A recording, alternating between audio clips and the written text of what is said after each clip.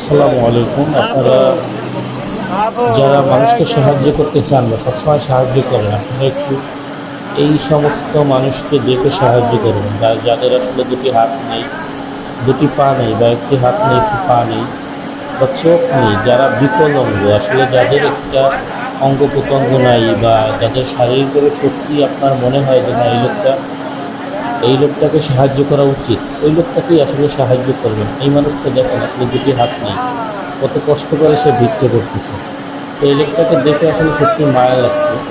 তো এই ভিডিওটা করার উদ্দেশ্য হচ্ছে, আসলে আমরা অনেকে লোক দেখানো সাহায্য করি মানুষকে, যে হাত পাতে তাকেই আমরা সাহায্য করি। আসলে এইভাবে সাহায্য না করে আমরা যদি একটু বুঝে শুনে সঠিক মানুষটাকে সাহায্য করি, তাহলে কিন্তু ওই লোকটা উপকৃত হয়। আসলে যাদের হাত আছে, পা আছে, তাদেরকে আমরা সাহায্য করা বিরত থেকে এই সমস্ত মানুষকে সাহায্য করি, এই সমস্ত মানুষের পাশে থাকি, তাহলে দেখবেন এই মানুষগুলো সমাজে ভালোভাবে চলতে পারবে, ফিরতে পারবে, করতে পারবে।